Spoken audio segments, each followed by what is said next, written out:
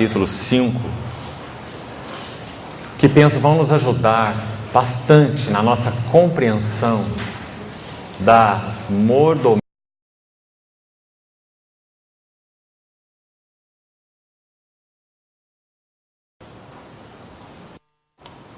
Tá ligado, sim? Tá? Deu? Penso então ser um assunto extremamente necessário, mesmo fundamental, para que nós vejamos os propósitos de Deus para nós. Apenas abra sua Bíblia em Êxodo 5 e deixe-me fazer um pequeno panorama primeiro. Quando o Senhor agiu de forma libertadora para com o povo no Egito, nós já vimos que Egito significa aflição. E no capítulo 3 ele diz que viu a aflição do seu povo. Você se lembra? Olha aí no capítulo 3, versos 7 e 8. Ele viu a aflição do seu povo. Esse é o significado da palavra Egito. Então o Senhor, verso 8, muito interessante, do capítulo 3, por isso desci. Que frase mais preciosa, né? Isso nos remete ao Evangelho. O Verbo estava com Deus, o Verbo era Deus e o Verbo desceu. Ele se fez carne, habitou entre nós, cheio de graça e de verdade, e providenciou-nos caminho de acesso ao Santo dos Santos da presença de Deus, nele mesmo, Cristo Jesus. Então eu desci. Agora veja duas preposições. A fim de livrá-lo da. Esse é o primeiro lado da libertação. Todas as vezes, irmão, que você tocar esse assunto libertação na Bíblia, nunca fique com uma preposição só. Porque libertação não está completa apenas com o de, liberto de. Mas libertação sempre aponta para um alvo. Liberto para. Veja aí. Livrá-lo da mão dos egípcios para. Porque uma libertação de é uma libertação sem propósito. É um livramento. E o livramento é uma bênção. Mas o livramento do Senhor é algo muito maior do que nos tirar de algo para que nós vivamos segundo o nosso próprio cativeiro. Nós seríamos libertos de o que fosse. E nós viveríamos escravos de nós mesmos. Então quando o Senhor libertou o seu povo Ele iria levar o seu povo para. Sabe qual é esse para? Apenas para termos então um panorama, abra em Êxodo 19. Êxodo 19, versículo 4. Capítulo fundamental no livro de Êxodo, esse 19. Porque o Senhor está agora com o seu povo no terceiro mês da saída do Egito, conforme o versículo 1. Agora olha o que ele diz nos versos de 4 a 6. Leia com muita atenção. Tendes visto o que eu fiz aos egípcios, aquelas 10 pragas, né? Julgando os deuses do Egito, conforme ele diz lá. Ele desceu ao Egito de forma judicial. Ele julgou os deuses do Egito. Ele prostrou os deuses do Egito. Aqueles sábios encantadores do Egito conseguiram acompanhar os sinais que Moisés ia fazendo até o terceiro sinal. A partir do terceiro sinal, as artes mágicas não puderam alcançar. Então o Senhor prosseguiu a quarta, a quinta, a sexta, a sétima, a oitava, a nona e a 10ª, porque 10 na Bíblia, 2 mãos cheias, significa pleno testemunho. 10 pragas. Então o Senhor deu um pleno testemunho de quem é Jeová e quem são os deuses do Egito. Então ele livrou o povo através daquela última praga, a morte dos primogênitos. Capítulo 12, Cordeiro da Páscoa, sangue na porta. Capítulo 12 de Êxodo. Depois no capítulo 13, iniciando, nós já vamos ler aqui o capítulo 19. No capítulo 13, primeiros versos, o Senhor Jesus, depois que o anjo destruidor passa pelo Egito e mata todos os primogênitos. Você sabe que por um lado, os primogênitos de Israel também morreram? Porque no capítulo 13, o Senhor diz assim: agora, consagra-me, me entrega todo primogênito. Todo aquele que abre a madre, tanto de homens como de animais, é meu. Porque ele entrou no Egito e jogou com morte. E se aqueles que foram livrados da morte, pela ação soberana do Senhor, agora pertencem àquele que os livrou. Então em 2 Coríntios 4, Paulo fala assim: o amor de Cristo nos constrange, julgando nós isto: um morreu por todos, logo todos morreram. Você vê? Êxodo 13. E ele morreu por todos para que os que vivem não vivam mais para si mesmos, mas para aquele que por eles morreu e ressuscitou.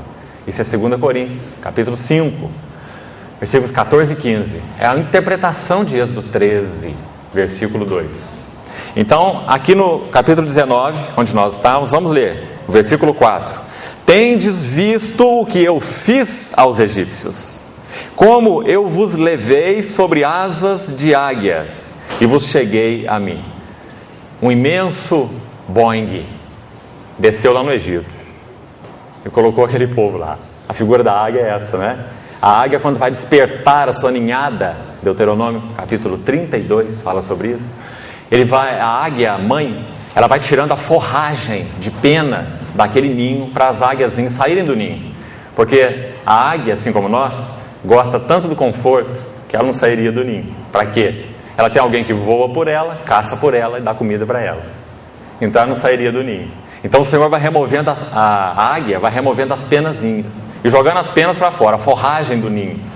Aí o traseiro daquelas águiazinhas começa a ficar espetado ali, né? Pelo ninho. Elas vão ficando incomodadas naquele ninho. Então elas vão para a beira do ninho e olham para o precipício assim, mas não tem outro jeito. Do lado de cá é espinho, do lado de lá é precipício.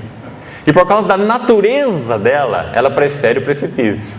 Porque embora ela não seja experiente, ela sabe que ela tem uma natureza que pode voar. Por isso o Senhor se compara à águia e a nós como os filhos da águia. Nós não somos galinha. Nós não fomos criados para ciscar e para olhar para baixo. Nós somos criados para voar nele e com ele. Asas de águia. E vos cheguei a mim. Veja a continuação do versículo. Então aquela águiazinha pula e sabe o que acontece? A águia mãe está de olho. Então se ela consegue voar bem, ela vai com todo aquele desequilíbrio, mas ela vai dando conta do seu primeiro voo. Mas se ela não consegue, a águia mãe mergulha por baixo dela. E ela então ampara, socorre, para que a águiazinha não despedace lá no chão. É o processo de treinamento do nosso Deus, para que nós aprendamos a viver pela vida do alto. Nós nos tornamos participantes da natureza divina, 2 Pedro, capítulo 1. Pelo seu imenso poder nos foram doadas todas as coisas que conduzem à vida e à piedade. Pelo conhecimento completo daquela águia, aquele que nos chamou para a sua própria glória e virtude. Aí ele fala, pelas quais têm sido doadas suas preciosas e muito grandes promessas, para que por elas vos torneis coparticipantes da natureza divina. Está vendo? A natureza da águia. Livrando-vos da corrupção das paixões que há no mundo. Então nós não somos galinha, ciscando no mundo. Nós somos filhos da águia. Vos cheguei a mim. Então, ele diz aí no verso 5 agora. Agora, pois, veja o que as águiazinhas têm que fazer. Ouvir a minha voz. E guardardes a minha aliança. Sereis a minha, quanto possessivo nesse versículo, né? Que nós somos libertos e acima de tudo, para minha propriedade peculiar dentre todos os povos, porque toda a terra é minha. Toda a terra é minha, mas vós sereis para mim, dentre toda a terra, minha propriedade particular. Vós me sereis, de novo, um reino de sacerdotes. Reino de sacerdotes. Muito interessante. Porque veja que o chamado inicial para todo o povo de Israel era ser um reino sacerdotal. Mas eles falharam.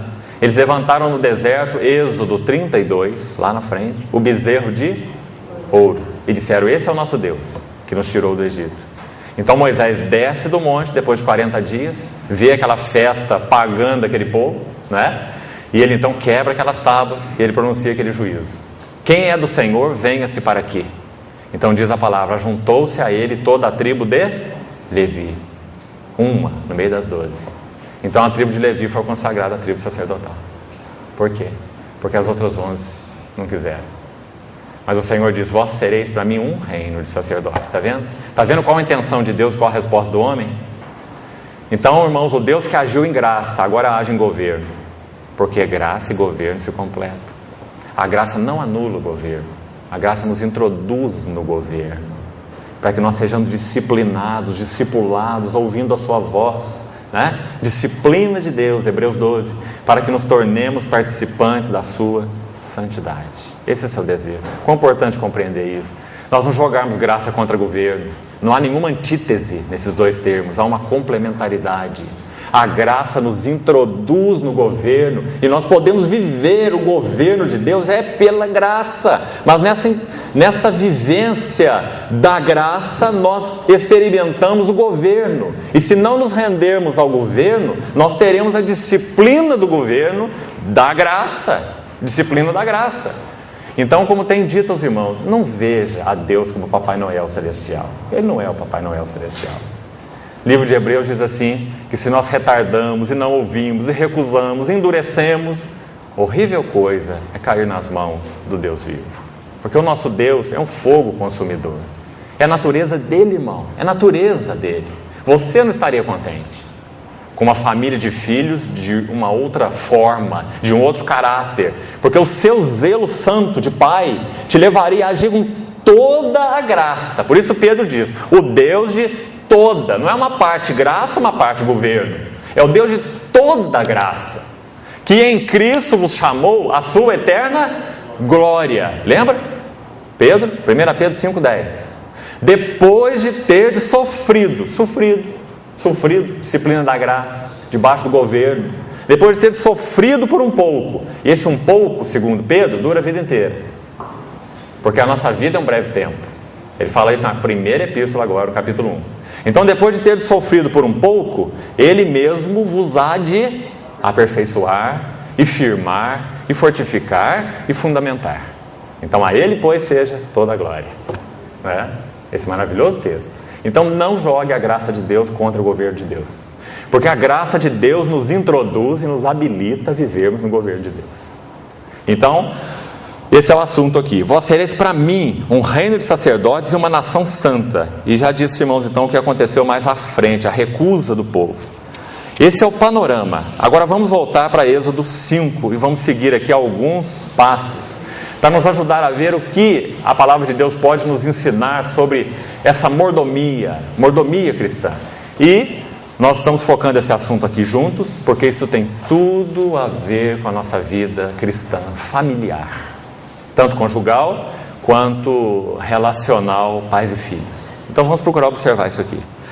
Primeiro em Êxodo capítulo 5 diz assim: Depois foram Moisés e Arão e disseram a Faraó: Assim diz o Senhor, Deus de Israel, o Deus que fez aliança com Israel, Deus de Israel, deixa ir o meu. Mesma coisa que ele falou lá no capítulo 19. Né? Vós sereis para mim uma nação, um reino, o meu povo. Agora, o propósito aqui é muito maravilhosamente descrito. Veja aí o final desse verso. Deixa ir o meu povo para quê? Para que me celebre uma festa no deserto. Parece que não combina, né? Deserto com festa. Nossa irmã citou aqui um texto muito precioso de Oséias 2,14, que diz assim: Portanto eu a atrairei e a levarei para o deserto e lhe falarei ao coração. Irmãos, o lugar onde Deus nos fala ao coração é o deserto. É onde nós não temos referência. O deserto não tem como ter referência, né? A referência daquele povo no deserto era o Deus da aliança. Então Deus queria puxar o seu povo daquela terra de aflição, embora abundante, né? Muita comida, muita bebida. O Senhor iria puxar aquele povo para o deserto, e ali então iria falar ao seu coração. O Deus da graça desejava e sempre desejará introduzir o seu povo no seu governo. De novo você está Pedro, 1 Pedro 3,15. Ele diz assim: Antes santificai a Cristo como Senhor, não como Salvador, como Senhor, nos vossos corações. Está vendo o governo? Estando sempre preparados para responder a todo aquele que vos pedir razão da esperança que há em vós. Santificai a Cristo como Senhor. Isso é o desejo de Deus. Não apenas libertá-los pelo sangue do Cordeiro Pascal em Êxodo 12, mas conduzi-los para si, para que eles sejam semelhantes a Ele, chegar a mim, a águia mãe, as águiazinhas, para que elas possam compartilhar com ela da sua natureza, das suas capacidades, das suas virtudes, como já citei Pedro. Nos chamou para a sua própria glória e virtude. Paulo em Tessalonicenses, ele diz assim que Deus nos alcançou, nos chamou para que alcancemos a glória do nosso Senhor Jesus Cristo. Você entende o que é isso? Significa que você vai ser divinizado, mas significa que você vai se tornar semelhante a Ele no seu ser moral, na sua beleza, na sua humildade, na sua justiça, na sua alegria, na sua paz, no seu caráter. Esse é o chamamento de Deus. E para isso nós somos introduzidos no governo sobre o nosso deserto. Nós somos chamados para Ele. Então o Senhor vai nos desligando. Isso é deserto. É isso que nós precisamos compreender aqui no capítulo 5, versículo 1, para entendermos o que é mordomia. O Senhor vai nos desligando, separando de e para Ele. Agora vamos ver em que aspectos. Esse vai ser o nosso foco. Então primeiro, me celebre, porque o povo é meu, é o Deus de Israel, é o Deus da aliança. Me celebre, esse me é importante. Uma festa, essa festa é muito importante. Quando Paulo vai falar da Páscoa lá em 1 Coríntios 5, ele fala isso, porque Cristo, o nosso Cordeiro Pascal, foi imolado. Então celebremos a festa. Lembra? 1 Coríntios 5. Mas não com os pães levedados da malícia e da inveja, mas com os asmos da sinceridade e da verdade. Então aquela festa dos pães asmos, ela vem depois da Páscoa. Por quê? Porque ela mostra a intenção de Deus quando nos libertou. Não é? O Egito é uma libertação instantânea pelo sangue do Cordeiro. Uma noite, o anjo destruidor passou. Mas a festa dos pães asmos dura quanto tempo? Uma semana. Não é? 7 dias comendo pães asmos. 7 na Bíblia é um dos números que designa plenitude. Porque 7 dias de pães asmos significa que o Senhor vai mudar a nossa dieta, vai nos desintoxicar, vai nos preencher com Cristo, aqueles que Ele libertou pelo sangue do Cordeiro da Páscoa. Você vê o propósito de Deus? Então, festa, um outro termo importante aí, e o último aí do versículo 1 do capítulo 5, deserto. Porque na nossa mente, festa e deserto não tem nada a ver. Na mente de Deus, festa e deserto tem tudo a ver.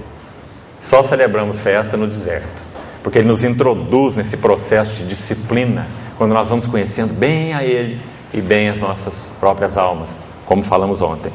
Olha o verso 3 agora. O Deus dos Hebreus nos encontrou. A salvação vem do Senhor. Ele desceu ao Egito, eles não subiram a lugar nenhum, eles não tinham condição de fazer nada. O Deus dos Hebreus nos encontrou.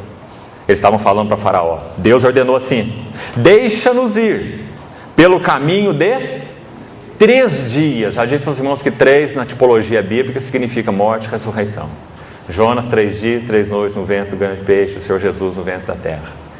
3 dias ao deserto, para que ofereçamos sacrifício ao Senhor nosso Deus. A mesma tipologia. 3 dias, Páscoa, libertação. Deserto, pães asmos, mudar a nossa dieta. Por isso o Senhor concedeu maná no deserto, para que ofereçamos sacrifícios ao Senhor nosso Deus e não venha Ele sobre nós com pestilência ou com espada. Agora olha aqui o primeiro aspecto que nós vamos nos deter um pouquinho. Então lhe disse o rei do Egito, versículo 4 de Êxodo 5: por que, Moisés e Arão, por que interrompeis o povo no seu trabalho? Ide às vossas tarefas. Que coisa a mentalidade de Faraó, né? Ele falou: olha aí os dois desocupados, o povo todo trabalhando, Moisés e o irmão dele enviados aqui, achando que esse Deus aí os mandou para cá, para causar problema no meio do povo. Eu acho que eles estão precisando de mais trabalho. Então o primeiro aspecto, irmão, para nos reter nos tentáculos do Egito, uma deficiência na mordomia do trabalho. Vamos continuar para vermos melhor. Versículo 5: disse também Faraó: o povo da terra já é muito, e vós os distraís das suas tarefas. Naquele mesmo dia, pois, deu ordem a Faraó, aos superintendentes do povo e aos seus capatazes, dizendo: daqui em diante, não torneis a dar palha ao povo para fazer tijolos. Eles mesmos que vão e ajuntem para si a palha, e exigireis deles a mesma quantia de tijolos. É a nossa própria geração, não é assim? Né? Você não tem visto? A mesma quantia de tijolos, o mesmo salário, mas o trabalho dobrou. Não é assim? Nós temos vivido aí na nossa história. Irmãos, de uma maneira tão sutil, se nós não estivermos focados no Deus que nos chamou, nós iremos perder completamente nessa situação, nessa primeira mordomia. Qual de nós será tolo o suficiente para não ver a estratégia atual do diabo nos mesmos princípios que ele usou com esse povo da aliança do Velho Testamento? Não é? Agora, irmão, isso aqui tem muitas implicações. Nós não vamos tocar em todas elas, nós precisamos prosseguir. Mas eu vou dar umas pinceladas para você meditar, orar, esse assunto seu, do seu cônjuge, diante do Senhor. Será que nós estamos dispostos a entregarmos nas mãos do Senhor essa questão trabalho, que vai envolver outras, é claro. Vai envolver, então, o rendimento familiar, vai envolver o estilo de vida. Será que nós estamos dispostos, em função de uma mordomia mais adequada do nosso tempo, em podermos ter tempo a mais de sossego, diante do nosso Senhor, diante uns dos outros como cônjuges, diante dos nossos filhos? Se nós entendemos que essa é a prioridade, nós iremos fazer. Porque, irmão, tempo não sobra. Tempo não sobra, né? Tempo é questão de prioridade. Se você ama jogar tênis, você vai jogar tênis 3, 4, talvez 5 vezes por semana durante 1 hora, 1 hora e meia. E aquele tempo do tênis é sagrado. Se você ama a palavra de Deus, você vai dedicar tempo à palavra de Deus. Do contrário, não se iluda. É melhor você dizer: eu não amo a palavra de Deus, eu amo jogar tênis. É mais honesto. O Espírito Santo sabe disso, é você que não sabe. Então é melhor você ser honesto, se é que você quer ser mudado. Não é? Eu não amo a palavra de Deus, eu amo futebol, porque esse tempo para mim é sagrado. Né? Eu não amo a palavra de Deus, eu amo o meu tempo de happy hour, no final da tarde com os meus amigos. Né? Então, irmãos, nós somos autoiludidos. Esse é o nosso primeiro problema. Agora nós acabamos culpando Deus. Por que aquela irmã, aquele irmão, aquela família, que eles vivem essa vida aí tão mais serena, tão mais sensata diante do Senhor, com a alegria dele, a paz dele? E eu, quando olho minha vida, eu quando olho meu casamento, eu quando olho minha família, não é? Mas a resposta está dada. Nós somos o que comemos. Tempo é uma questão de prioridade e não de sobra. Tem pessoas que falam assim: eu estou quase aposentando, quando eu aposentar eu vou dar todo o tempo para o Senhor. Né? Ele quer dizer: vou dar o bagaço para Deus. Isso nunca funciona assim. Né? Ele nos chamou para Ele, nos atrai para Ele. Irmãos, Ele quer o melhor de nós. Lembra em Eclesiastes 12? Lembra-te do teu Criador nos dias da tua, antes que venham os maus dias, nos quais dirás: não tenho neles prazer. Né? Nós não fomos chamados para consagrar a Deus o final da tarde, o final do dia e nem o final da vida. Nós fomos chamados para nos dar inteiramente a Ele. Mas a nossa mente é muito invertida. Muito invertida. Então, irmão, trabalho está aí muito claramente. Foi a primeira estratégia do diabo, representado por Faraó, para segurar o povo. Povo distraído, né? Moisés e Arão falando essa bobagem: Deus de Israel se mostrou para nós. Que Deus de Israel é esse? Nós temos aqui os nossos deuses, né? Do Egito. E esse povo aí, esses dois irmãos aí, querem distrair o povo já tem tanto trabalho, e eles vão distrair o povo, então nós sabemos qual vai ser o remédio. Nós vamos dar mais trabalho, porque não tem tempo nem para distração. Né? Ide as vossas tarefas, nem palha agora, vamos juntar a palha. Irmão, nós pouco percebemos, mas quando o servo de Abraão, Eliezer, ele preparou o coração de Rebeca para encontrar o Senhor, você se lembra que Rebeca foi montada no quê? Sobre o que Rebeca montou? Num camelo. O camelo, lá na regra cerimonial dietética judaica, era um animal imundo, ele não podia ser comido, né? Porque ele não tem casco fendido e não rumina. Então o camelo, ele é uma figura do mundo. Agora a Rebeca, ela foi montada sobre o camelo. Imagine se o camelo estivesse montado na Rebeca.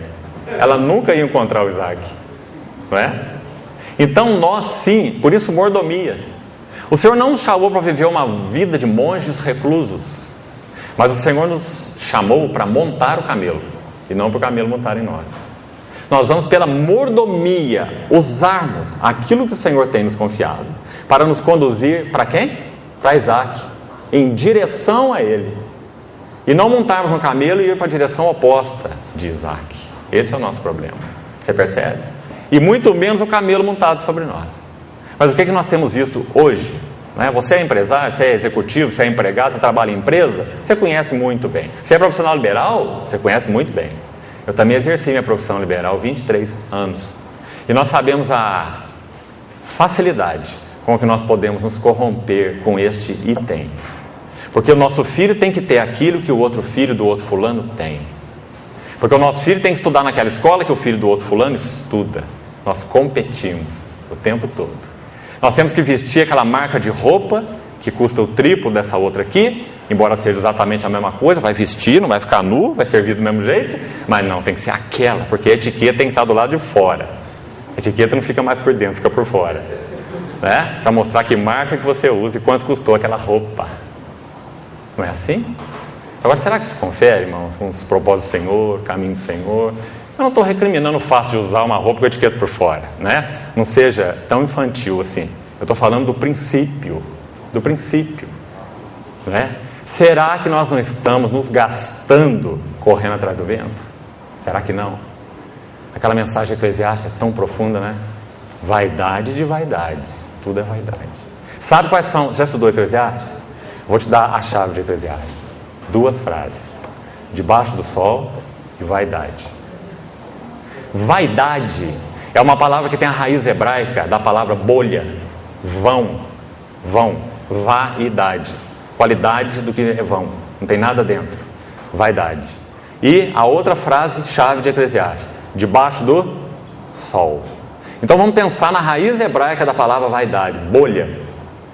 Debaixo do sol tudo é vaidade. Se você sopra uma bola de sabão aí, uma criança sopra uma bolinha de sabão e ela se coloca debaixo do sol, ela é muito linda, não é? Você vai ver as 7 cores do arco-íris naquela bolha de sabão. Ela atrai tantas crianças que elas vão desesperadas atrás das bolhas, querendo pegar e estourar. Mas quando elas tocam a mão, elas não têm nada. Essa é a mensagem de Eclesiastes. Debaixo do sol tudo é bolha, tudo é vaidade. Correr atrás do vento.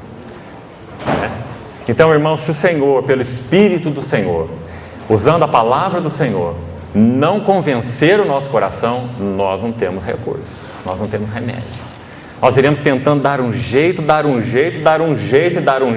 até a hora onde não há mais jeito de dar jeito nenhum. Porque o tempo já passou, os filhos já foram criados, nós já perdemos um tempo tão grande que agora nós estamos com 55 anos de idade e uma estatura espiritual de 2 anos, retardados, igual os hebreus. Atendendo o tempo decorrido, já devia ser mestres, mas tem necessidades ainda do leitinho, não é assim? Hebreus 5. Agora, irmãos, nós somos chamados para quê? Até onde nós vamos correr? Tem o túmulo te esperando, você vai correr até a lápide, né? Correr até a sua lápide, para bater a cabeça lá e já cair deitado, né? Tudo é vaidade e correr atrás do vento. Isso não é um chamado para irresponsabilidade, nem de trabalho, nem financeiro, nem sentido nenhum. Pelo contrário, é um chamado para uma mordomia responsável. Uma mordomia responsável. E o que é uma mordomia responsável? É uma mordomia que tem Deus como prioridade. E em Deus, as prioridades de Deus. Compreende? Tem Deus como prioridade. E em Deus, as prioridades de Deus. Qual é a prioridade de Deus? Família, na frente de trabalho. Você pode ser até mais ou menos em algumas outras áreas, mas na família você não pode ser mais ou menos. Se você falhar na família, irmãos, Deus nunca vai te dar o louro da glória e dizer assim: esse foi o melhor executivo lá daquela cidade. Não tem isso diante do Senhor. Não ajunteis para vós outros tesouros sobre a terra, mas tesouros do céu. O Senhor não vai laurear ninguém porque ele foi um ótimo patrão, um ótimo executivo, um ótimo profissional liberal. A nossa prioridade em Deus é a nossa família. é o nosso relacionamento com os nossos em primeiro lugar, e por extensão, muito natural, que por isso mesmo pode ser dividido, a igreja. Buscar em primeiro lugar o seu reino e a sua justiça, e todas as demais coisas vos serão acrescentadas. Então tem muito assunto para nós compartilharmos esse primeiro ponto. Mateus capítulo 6, esse ensino: não andeis ansiosos pela vossa vida, quanto que haver de comer, beber ou vestir. Irmãos, algumas pessoas ridicularizam aquele texto, ridicularizam, dizendo assim: mas olha lá para você ver que coisa, o Senhor nos comparando a ave do céu, que não semeia nem ceifa, não ajunta em celeiro, comparando a lírio do campo. É isso que ele faz. Sabe por que alguns ridicularizam? O texto explica: quanto mais vosso Pai cuida de vós outros, homens de pequena fé. É pequena fé que nos faz ridicularizar do texto. Nossa pequena fé. Nós não conhecemos o Pai. Nós achamos que nosso provedor somos nós. Nosso esforço, né? É nossa luta, é nosso suor. Nós não vemos que é a bondade, a fidelidade, a misericórdia do Senhor que nos sustenta. E Ele age nesse sustento de uma forma tão assombrosamente maravilhosa, que tantas vezes Ele nos permite correr, até que experimentemos as nossas cabeçadas, porque precisamos, faz parte da disciplina, para que nós corramos a Ele depois em busca de refúgio. Senhor, tenho errado, tenho me distraído, tenho me confundido. Agora, irmão, isso terá então toda uma implicação. Você vai precisar rever muita coisa, se é que quer, né? Porque isso é responsabilidade sua e do seu cônjuge diante do Senhor. Se você quiser, o Senhor vai te ajudar. Não há ninguém mais interessado do que Ele. Ele não quer ver você esgotado e sem energia e tempo e mente para mais nada, a não ser trabalhar. Isso não é o propósito de Deus. Está muito claro aí nesse e em muitos outros textos. Então, quando o Sermão do Monte ali no capítulo 6 vai terminando, ele diz isso: não vos inquieteis, não vos preocupeis, não andeis ansiosos. Ele fala esses 3 não ali. Aí ele diz assim: porque os gentios é que procuram essas coisas, mas vosso Pai Celestial sabe do que tendes necessidade, né? Até mesmo antes que lhe o peçais. Agora presta atenção. Sabe por que nós encontramos dificuldade também com esse texto? Porque nós confundimos o que é necessidade, o que não é necessidade. Esse é outro elemento importantíssimo. O que Deus chama de necessidade? Segunda palavra é: tendo sustento e com que nos vestir, estejamos contentes. Isso é o que Paulo falou para Timóteo. Afora isso, não é necessidade. Agora, o nosso Deus é tão bondosamente pródigo e abençoador, que frequentemente Ele nos concede mais do que isso, não é? Mais do que isso. Então, nós já estamos muito além das nossas necessidades, mas nós nunca achamos que estamos. Pelo contrário, nós achamos que ainda não temos muito do que precisamos ter. Não é assim? Então eu tenho que fazer aquela renovação aqui, eu tenho que... Agora o meu carro já está com 2 anos de uso, não pode, porque daí vai caindo muito o preço, eu já tenho que ir para o novo, porque senão eu vou perder muito, né? Então já vou pular para aquele carro, já vou financiar aquele carro. Aí a minha casa, aí meu filho com aquela escola, e etc, né? Então nós precisamos levar isso diante do Senhor. Nós estamos querendo Ele mesmo? Nós estamos querendo uma vida nele, de acordo com as suas prioridades, e aí família vem primeiro, e a comunhão com os irmãos. Então nós vamos aprender a trabalhar segundo Deus, trabalhar aquelas horas. Eu sei que há dificuldades imensas se você é um empregado. As empresas colocam aquele canudinho assim na mente e no coração do empregado e chupam a mente e o coração, né? Eles querem que você seja deles. Eles querem comprar a tua alma, as empresas. Hoje em dia, elas não querem só a tua cabeça, eles querem comprar a tua alma. Uma grande empresa, há pouco tempo, irmão, uma grande empresa, claro, não vou dizer qual, ela foi treinar seus funcionários. Sabe o que ela fez? Ela pegou um tapete e colocou o nome do segundo maior concorrente no país. Escreveu o nome no tapete. E todos os funcionários deviam passar e limpar o pé em cima daquele tapete. O que você acha? Então eles querem comprar a tua alma. Eles não querem a tua mente apenas. Então essa é a mentalidade do mundo, do diabo, por trás desse sistema que se chama mundo. Foi por isso que João falou assim: não ameis o mundo, nem as coisas que no mundo há. Se alguém amar o mundo, o amor do Pai não está nele. Então, irmão, é muito séria essa questão. O Senhor te ajude a compreender. Aí na sua hora, na sua história, ore. Não se precipite, mas não se omita. Não se omita, antes que você seja sugado. Vá adiante, Senhor, com esse assunto. Então essa foi a primeira estratégia. Olha o versículo 9 do capítulo 5. Agrave-se o serviço. Está vendo? Trabalho, serviço, tarefa, né? É só o que o faraó sabe falar. Tarefa, no verso 5. Trabalho, tijolo, palha, serviço. Essa é a linguagem do diabo, né? Então essa aí foi a primeira estratégia. Olha lá agora a segunda. E tudo isso para quê? Para reter o povo, não é? Então vamos observar essa mordomia de todos esses itens. Vamos ver o segundo item. Capítulo 8, você vai encontrar o segundo item. No versículo 25. Você sabe que agora, olha aí o contexto, a quarta praga já aconteceu, as moscas. Tá certo? Êxodo, capítulo 8. A quarta praga já aconteceu. E eu queria que você olhasse um pouquinho rapidamente o verso 22. Olha que lindo esse verso.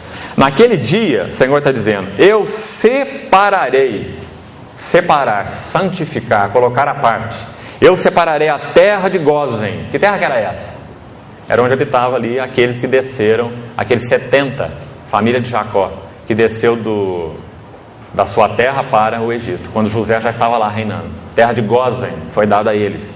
Eu separarei a terra de Gósen, em que habita o meu povo, para que nela não haja enxames de moscas, e saibas que eu sou o Senhor no meio dessa terra. Que coisa impressionante, né? Uma faixa de terra ali, dentro do Egito, onde habitava o povo da aliança.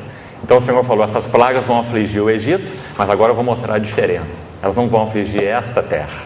Eles estavam dentro do Egito, mas não foram afligidos por aquelas pragas. Mais tarde ele vai dizer a mesma coisa, aquela praga das trevas. O Senhor julgou o Egito com trevas tais, que diz a palavra que nenhum homem levantava da sua cadeira, com medo de bater a cabeça em algum lugar, de tropeçar. As trevas eram absolutas. Mas ele diz assim: mas na terra de Gósen, o povo tinha luz em todas as suas habitações. O Senhor fez separação de luz e trevas lá no Egito, aquele povo que era dele. Mas ele não ia manter aquele povo ali, ele ia tirar aquele povo dali para ele, né? Então, o verso 23 aí, Êxodo 8, 23, ele diz: eu farei distinção entre o meu povo e o teu povo. De novo você vê isso tão claro no Novo Testamento, né? Eles não são do mundo, como também eu não sou. Santifica-os na verdade, tua palavra é a verdade. Eu farei distinção. Irmão, não foi você, não é tua religião, não é tua criação, tua cultura, mas Ele fez distinção, porque você nasceu de novo em Cristo Jesus. Você foi habitado pelo Espírito Santo. Deus que disse: de trevas resplandecerá a luz, né? Eu farei distinção. Agora então a segunda estratégia, capítulo 8 mesmo, verso 25.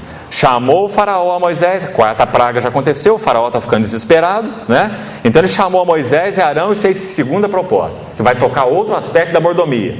Ide, parece que é ide embora, né?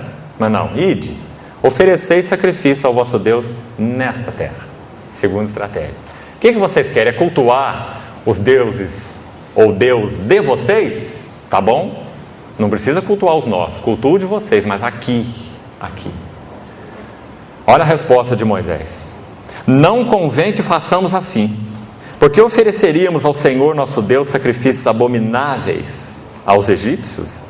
O sacrifício que Israel ia oferecer para o Egito era abominável, porque eles adoravam aqueles seus deuses com forma de animais, né? Então os sacrifícios seriam abomináveis para aquela cultura, não poderiam compactuar. O culto a Deus, ao único Deus em Cristo Jesus, ele é completamente distinto. Ele é escândalo, ele é vergonha para aqueles que não conhecem a Deus, né? Então o versículo 27 ele repete: temos de ir caminho de 3 dias ao deserto. O 3 dias vai falar de separação total, né? Morte e ressurreição, para oferecermos sacrifício ao Senhor como Ele nos disser. Então a segunda estratégia: ofereça ou sirva o seu Deus nesta terra. Não há como. Nós não somos do mundo, embora estejamos no mundo. E essa distinção é tão clara. Versículo 22, a palavra que o Senhor usou. 23, eu farei distinção. Nós vamos viver no mundo, mas nós não somos do mundo. Nós não podemos oferecer sacrifício nesta terra. Isso significa de acordo com os padrões do mundo. Por isso, irmão, quanto mais nós crescermos para Deus, mais nós seremos vistos de diversas formas como estranhos. Ou será que você nunca ouviu perguntas que tenham exposto essa situação aí na sua vida? Você nunca viu vizinhos, colegas de trabalho, seja quem for, perguntar assim para você: mas por que você não permite ou não gosta que seu filho faça isso ou aquilo? Mas por que você não vai nesse ou naquele lugar? Por que você não investe nisso ou naquilo? E etc. Não é? Porque nós não podemos servir o nosso Deus nesta terra. Nossos princípios são diferentes. Nós somos de um reino celestial e nós funcionamos, ou deveríamos funcionar, com princípios celestiais, com visão celestial. Isso, é claro, causa um choque com relação à cultura do mundo. A vida cristã é uma contracultura. O Sermão do Monte é uma contracultura. Mas, irmãos, se nós somos joio, não tem contracultura nenhuma. O joio vai arraigar, raiz na terra, né? E ele vai ficar ereto, quanto mais ele amadurece. Mas o trigo não. O trigo vai soltando suas raízes da terra e vai curvando as suas espigas, quanto mais ele amadurece. Linda a figura, né? Do trigo e do joio. Então, essa é a segunda estratégia. Sirva aqui mesmo, olha, está tudo aí, tudo aqui, pode servir. Mas nós não servimos de acordo com esses recursos, nem com essa mentalidade. Nossa pátria está no céu. Nós vamos servir o nosso Deus de acordo com o regimento do céu, de acordo com o Rei dos céus, de acordo com o nosso relacionamento com o Rei do céu. Irmão, às vezes você encontra dificuldade dentro da família cristã, porque uma outra família cristã pergunta para você, como pai e mãe: por que o seu filho não faz isso, não faz aquilo, não vai lá, ou não usa brinquinho também, não enche tatuagem, não vai na festa gospel, não sei do que, do rock, né? E você tem que dizer: meu irmão, porque eu não creio nisso, porque eu acho que não é assim, porque eu acho que a igreja tem sido mundanizada, ao invés de salgar o mundo, está sendo salgada pelo mundo, né? E você tem que falar a verdade, porque você vai ficar com um sorrisinho amarelo, tentando dizer: não, porque não é? Nós temos que falar a verdade em amor e não compactuarmos com aquilo que não agrada a Deus, não é? Temos que fazer. Ah, mas isso é ser radical, mas isso vai afugentar seu filho de mim. Então continue, você vai ver o resultado.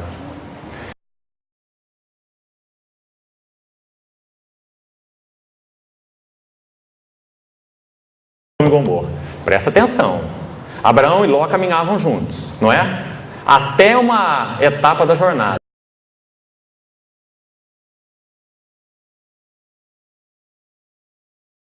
Escolha. Gênesis 13. E lá diz que Ló olhou assim, ó. Olha como é que ele fez a escolha. Abraão faz a escolha olhando assim, ó. Ló faz a escolha olhando assim, ó. Então diz que Ló olhou toda a campina do Jordão. E ele viu que a terra era boa. Ele tinha muito gado. Então, na terra boa, vou criar meu gado ali, vai dar tudo certo por ali. Aí diz a palavra que ele foi armando as suas tendas até Sodoma. Ele foi cair em Sodoma, porque ele fez uma escolha segundo o ponto de vista natural. E Abraão nem escolha fez. Abraão falou: pode escolher você. Se você for para lá, eu vou para cá. Se eu for para cá, eu vou para lá. Não é? Porque Abraão já vivia uma vida de altar, uma vida olhando para cima, de adoração baseada na revelação. Essa é a vida de altar. Então ele armava a sua tenda de acordo com o altar. O altar vem primeiro, tenda depois.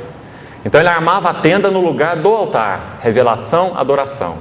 Então Ló foi fazendo as suas escolhas e caiu em Sodoma, a tal ponto de se tornar como que um juiz lá. Gênesis 19 diz que Ló estava sentado nas portas de Sodoma. E eram os juízes que se sentavam lá. Olha a posição de Ló em Sodoma. Então quando o anjo do Senhor passou em direção à terra de Sodoma para julgar Sodoma, ele parou antes num lugar. Que lugar? Na tenda de Abraão. Lembra? Gênesis 18. Aqueles 3 homens, eles param na tenda de Abraão, e Abraão serve para eles aquela refeição de comunhão. Então ele fala para Abraão que ele estava para fazer. Aí Abraão vai interceder, você se lembra? Olha, se tiver lá 50 justos, o Senhor vai julgar aquela cidade? O Senhor falou: não, se tiver 50 não. Abraão vai descendo: se tiver 20, você vai julgar? Não. Se tiver 20, não. Se tiver 10, eu não. Se tiver 10, também não. Se tiver 5, não, também não. Não é?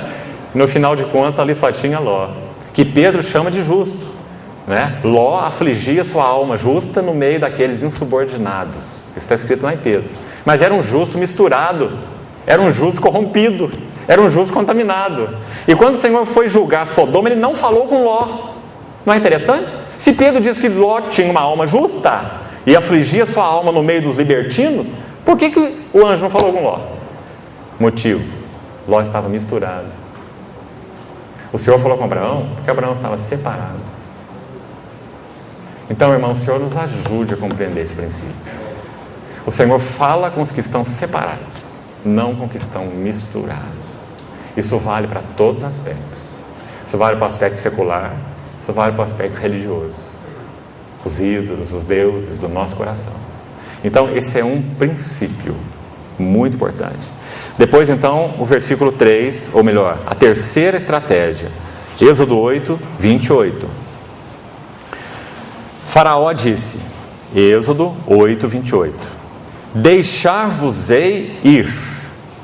Aí de novo parece que ele já está mandando embora, como da outra vez, né? É assim que o diabo age, só que ele vai mostrar as reservas dele. Para que ofereçais sacrifícios ao Senhor, vosso Deus, no deserto. Se tivesse parado aí, pronto, o assunto estava encerrado. Mas tem um porém aqui, mais uma estratégia. Somente que, saindo, qual é a estratégia agora? Não vades muito longe. Ah, irmão, marca essa expressão. Não vades muito longe. Outra estratégia do diabo. Você tem esse Deus, você crê nele, ele te libertou, você é dele. Então vou te dar um conselho, não vai muito longe não. Não se fanatize. Não entrega tudo. Não consagra tudo. Não vá muito longe. O diabo conhece, sabe o quê?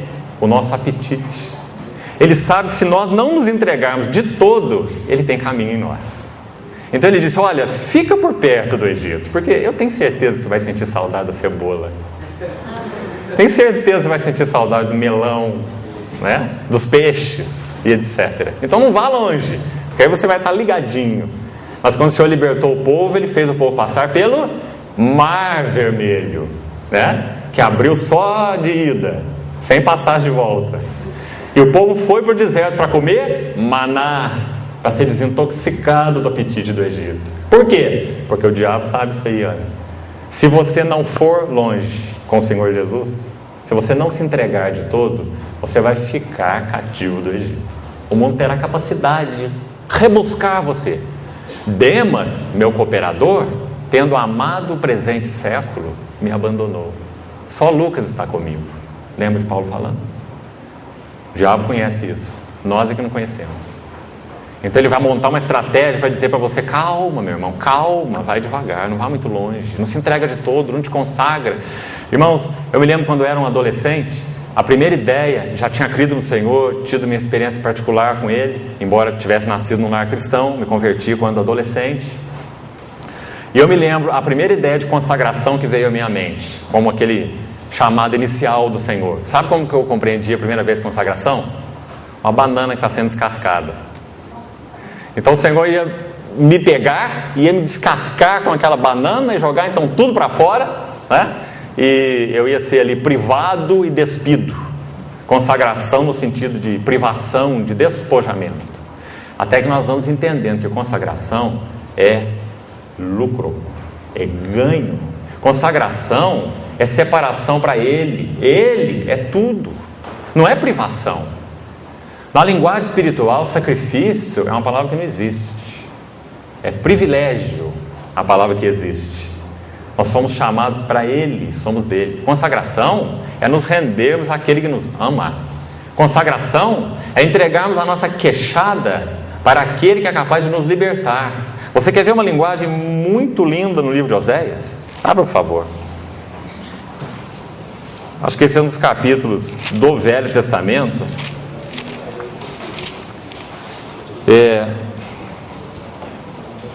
mais tocantes nesse assunto de consagração. Oséias 11. Sabe por quê? Porque ele mostra o imenso amor de Deus o Pai e a nossa imensa idolatria pessoal. Olha o que diz Oséias 11. Quando Israel era menino, eu o amei. E de onde? Olha aí. Do Egito eu chamei o meu filho. Você sabe que essa palavra foi usada com relação ao Senhor Jesus, você se lembra, né? Quando os pais foram para o Egito, ele foi chamado de lá. Esse texto que foi aplicado, essa profecia, essa palavra. Agora, por um lado se refere a Cristo, por outro lado se refere aos filhos. Ao filho, primogênito e aos filhos. Mesma coisa o Senhor faz conosco, e está fazendo conosco, né? Nos tirou do Egito. Quanto mais eu os chamava, tanto mais eles se iam da minha presença. Que coisa terrível, não é, irmão? Quem que está nos chamando? É o nosso Pai, que nos chamou como menino, nosso Pai, mas nós corremos dele, ao invés de correr para ele. Sacrificavam a Baalins e queimavam Baal. Essa palavra significa Senhor, né? Baalins são senhores, deuses. Sacrificavam a Baalins e queimavam incenso às imagens de escultura. Todavia, olha a linguagem, como ele é tocante. Eu ensinei a andar a Efraim. Que maravilha, né? Aquele pai ali escorando o filho, o neném ali dando os primeiros passos, ele tropeça, o pai levanta, né? Ele fez esse trabalho educacional. Agora ele está como que lamentando, dizendo: agora eu os chamo e eles se afastam de mim. Imagine seu filho fazendo isso, né? Imagina o nosso pai que é perfeito, perfeito no seu amor. Então ele diz assim: tomei-os nos meus braços, mas eles não atinaram que eu os curava. Atraí-os com cordas humanas e com laços de amor. Olha que linda expressão.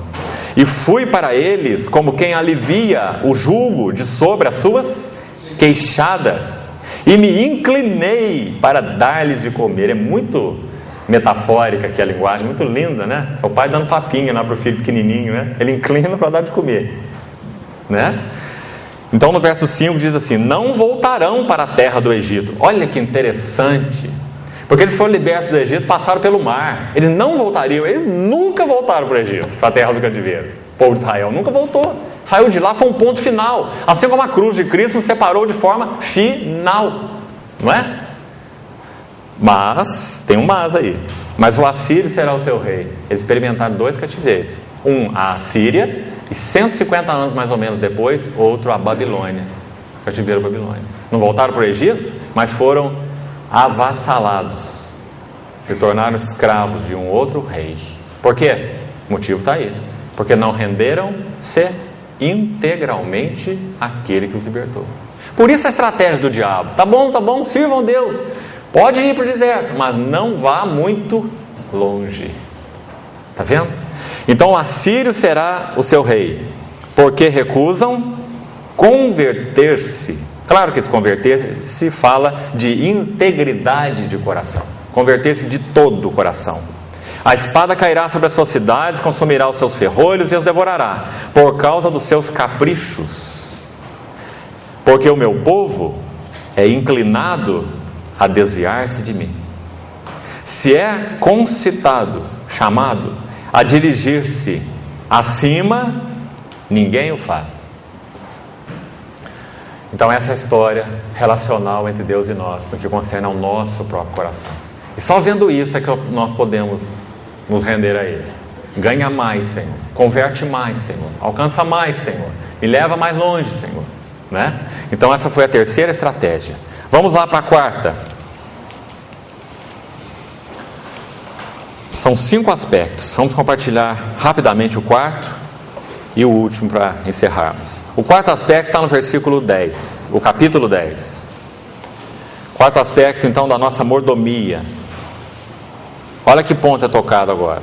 Êxodo 10, versículo 10. Êxodo 10, versículo 10. Replicou-lhes Faraó: seja o Senhor convosco, caso eu vos deixe ir, e as crianças. Vede, pois, tendes conosco más intenções. Não há de ser assim. Ide somente vós, os homens, e servi ao Senhor. Qual a estratégia aqui? As crianças ficam. As crianças ficam. Essa é uma outra estratégia. Irmão, nós fomos chamados pelo Senhor Jesus a exercermos mordomia para com os nossos filhos. Nossos filhos são responsabilidade nossa, não são responsabilidade dos irmãos, não são responsabilidade de professores de escola dominical. Nossos filhos são responsabilidade nossa e somente nossa. Na medida em que compreendemos isso, o nosso rosto vai para o pó, para onde eu devia ter ido. Porque nós somos responsáveis por aqueles que nos foram confiados. E naquele dia, diante do tribunal de Cristo, você vai dar conta à sua família, diante do Senhor. Não se engane, você dará. Paulo diz que todos nós compareceremos diante do tribunal de Cristo. Zele pela sua família. Crie os seus filhos, Efésios, na disciplina e na admoestação do Senhor. Né? Deuteronômio 6, fala com teu filho, andando pelo caminho, assentado na casa, ministra disciplina, ministra amor, todo o equilíbrio da ação de Deus. Claro, não vai tentar imprimir teus princípios, tua visão do Senhor no seu filho. Não é assim que funciona, irmão. Não é tirania, não. As vidas são pessoais, as histórias são pessoais. Nossos filhos passam por momentos difíceis, dão suas cabeçadas, aprendem às vezes lições duras, se machucam. Amém? Tudo isso faz parte da disciplina. Como eu disse, nosso lar não é um lar onde todos têm asa de anjo e tocam harpas, não é? Mas nós vivemos debaixo do Rei do céu, com princípios celestiais, sabendo que o Senhor está escrevendo uma história em cada um. Mas nós somos como que bispos, episcopos, supervisores, não é? Nós estamos atentos, olhando, ministrando, esperando, corrigindo, indo à frente, às vezes indo atrás, não é? Como o Senhor faz com o seu povo. Ele vai na frente, ele vai atrás, não é assim que ele se descreve? Ele é o Deus da vanguarda, ele é o Deus da retaguarda, ele é o Deus de cima, ele é o Deus de baixo, né? É isso que ele fala. E nós deveríamos cuidar assim dos nossos filhos, porque essa é a nossa principal responsabilidade, irmão. É a nossa primeira esfera de ministério. Quantos líderes têm perdido as suas famílias na obra de Deus? Mas que o Senhor tenha misericórdia de nós. Que o Senhor nos ajude a sermos bispos no nosso lar, atentos. Maridos, vivei a vida comum do lar. 1 Pedro 3,7. Com discernimento. Não é assim? Então, as crianças ficam. Essa foi a estratégia quarta do diabo. Então a pergunta para nós é: onde estão nossos filhos? Onde estão nossos filhos? Nós somos responsáveis por eles. E a última estratégia, versículo 24, para nós concluirmos, do capítulo 8. Então o faraó chamou a Moisés e lhe disse... Faraó não desiste, né? Já é a quinta vez as propostas dele. Aí ele diz assim: ide. Quantas vezes ele já falou ide? Ele está falando ide desde o começo. Só que é um id que nunca é integral. Ide, mas aí aqui fica suas crianças. Ide, mas não ide muito longe, não é? É um id que não é id, não é? É um id que não é integral, é um id que não é de todo. Por isso o Senhor Jesus falou assim: quem não é por mim é contra mim. Quem comigo não ajunta, espalha. Porque o nosso Senhor Jesus não era político, e com ele não existe meio termo, né? Então capítulo 8, verso 24, 10, perdão, capítulo 10. Capítulo 10. Capítulo 10, versículo 24. Então coloca atenção aí. Então o faraó chamou a Moisés e lhe disse: ide, servi ao Senhor. Mas o ponto não foi ponto final, né? Como sempre. Fiquem somente os vossos rebanhos e o vosso gado. Não precisa nem explicar, está explicado, né? Do que isso fala. Mordomia dos bens. Mordomia dos bens. Será que nós podemos servir ao Senhor, mas nossos bens ficam no mundo? Hein? No mundo e para o mundo? No mundo, do mundo e para o mundo? Impossível. Sabe por quê? Porque na visão do Egito, na visão de Faraó, os nossos bens, os bens servem para o Egito, não é? Agora, na visão de Deus, os bens do Egito, eles são santificados, separados para Ele. É muito linda a linguagem aí. Porque a resposta de Moisés é a seguinte, vamos olhar? Verso 25, respondeu Moisés: não, não, Faraó, também tu nos tens de dar em nossas mãos o quê? Ah, irmão, mas o que está escrito lá em cima no verso 24, não pede isso. É rebanho e gado, não é? É rebanho e gado. Então para Faraó é bem, é rebanho e gado. Mas para Moisés é o quê? Sacrifícios e ofertas ao Senhor. Você vê a beleza disso? Não é? Para Faraó são bens, para Deus, sacrifícios e ofertas. Por isso, irmão, o dízimo em si Ele não é uma instituição neotestamentária. Sabe por quê? Porque o Novo Testamento ensina o 100%, não é o 10%. É tudo. Tudo é dele, tudo é para ele. É para ser administrado na visão dele, na mente dele, no entendimento dele. Amém. Se você tem entendimento do Senhor de com 10, 15, 20, 5% contribuir, amém. Isso aí você tem liberdade da sua consciência. Mas o princípio é 100% é do Senhor, é tudo dele. Então nós vamos administrar de acordo com a mente dele, de uma forma ou de outra forma, servindo aqui, servindo ali, com aquilo que ele, na sua bondade, nos tem confiado. Tudo vem de ti, e das tuas mãos nós te damos. Davi orou assim muito antes da nova aliança em Cristo Jesus. Então você vai ver Paulo ensinar o mesmo princípio lá em Coríntios. Ele vai dizer: o que semeia pouco, ele não está falando para você, tem que dar tantos por cento. Ele está dizendo: o que semeia pouco, colhe pouco. Não é? O princípio da semeadura e da colheita. Ele falou: e quando vocês praticam essa vida coletiva no sentido dos vossos bens, sabe qual é o princípio? Não é para que alguém tenha alívio e o outro sobrecarga. Lembra de Paulo ensinando aos Coríntios?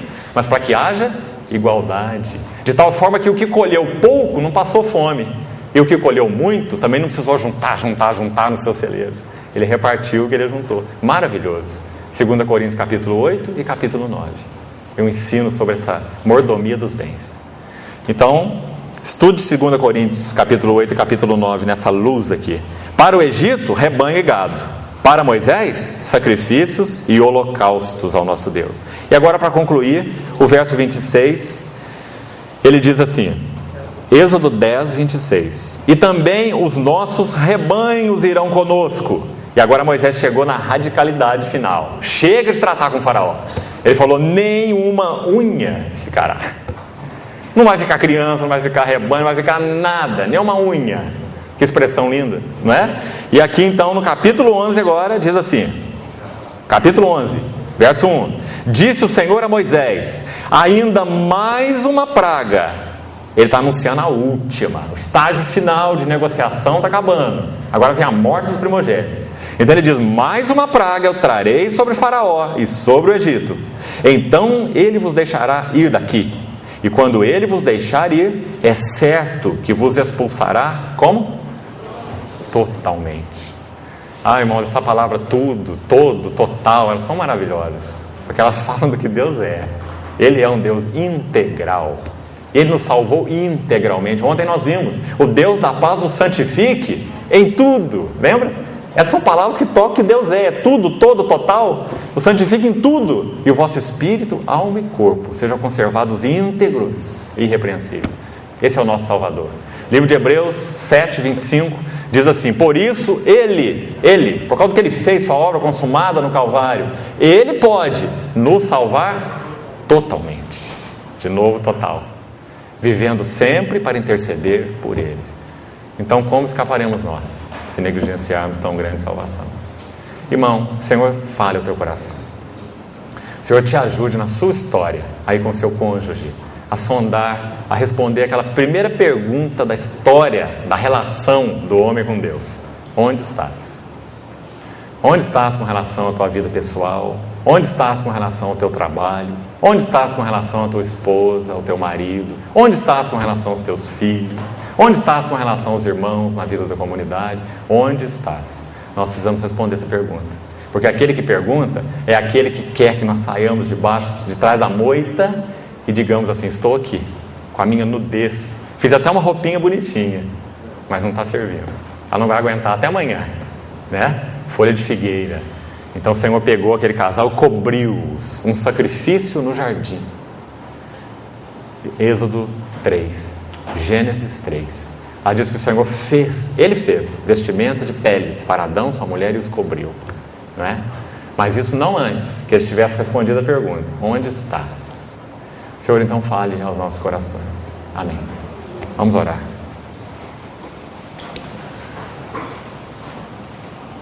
Senhor, nessa manhã, mais uma vez, nós sinceramente e de todo o coração nos entregamos a Ti, porque queremos muito receber a correção e a disciplina do Senhor, porque somos filhos e não bastardos. Muito obrigado porque o Senhor usa a instrumentalidade do Teu Espírito e da Tua Palavra para corrigir os nossos corações. Pedimos que o Senhor venha nos convencer da vaidade de tudo que há debaixo do céu e venha converter de todo o nosso coração para Ti. Quantos enganos, Senhor, quantos mecanismos de fuga nós temos em nós para contigo. Quanto mais Tu nos chamas, mais temos uma tendência de desviar-nos de Ti. Corrige-nos, Senhor. Ganha-nos, Senhor. Amarra-nos, Senhor. Gera e levanta em nós uma resposta mais pronta da nossa alma para Ti. Nos ajuda a lermos a nossa história na Tua luz, para que vejamos a luz. Nós Te pedimos, nós nos colocamos como casais, famílias nas Tuas mãos. Alcança em nós um testemunho vívido do Teu nome, Senhor.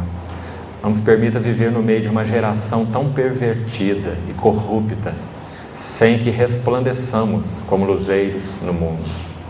Nós Te pedimos isso, Senhor, pela Tua misericórdia. Dá-nos espírito de arrependimento. Fala aos nossos corações. Em nome do Senhor Jesus. Amém.